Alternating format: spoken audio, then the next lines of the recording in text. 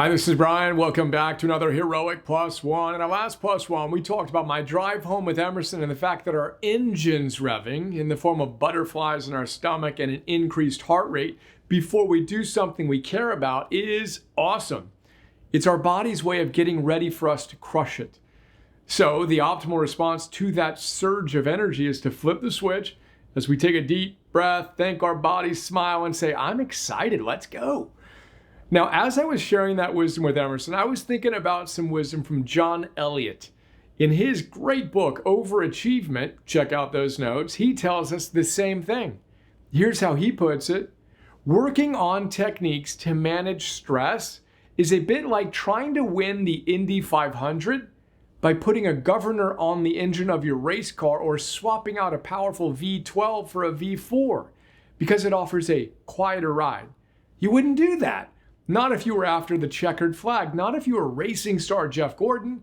No superstar is about to give his opponents an edge, nor should you by trying to relax when the pressure's on. He also tells us, butterflies, cotton mouth, and a pounding heart make the finest performers smile. The smile of a person with an ace up their sleeves.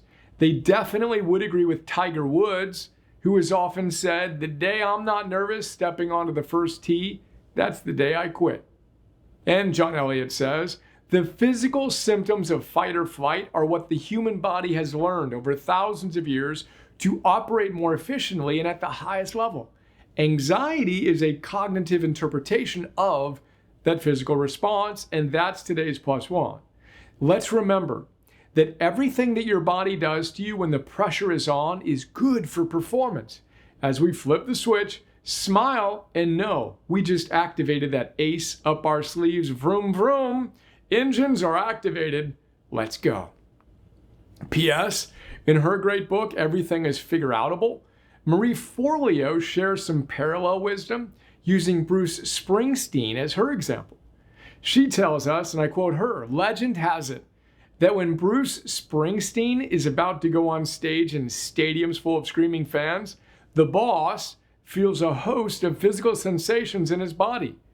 He says, just before I go on stage, my heart beats a little faster, my hands sweat a little, my legs go numb, as if I'm getting pins and needles. And then I get a tight feeling in the pit of my stomach that starts to spin round and round. He says, when I get all those feelings, I know I'm excited, pumped up, and ready to go on stage. Marie continues by saying, fascinating, right? Springsteen interprets those body sensations as a sign of readiness, not a sign that he's afraid, anxious, or incompetent. He's chosen to believe that the vibrations and sensations in his physical vessel are telling him he's prepared to give his fans a legendary performance. He's chosen an interpretation that serves him. So here's to channeling our inner Tiger Woods and Springsteen as we choose to interpret our cues to give a legendary performance.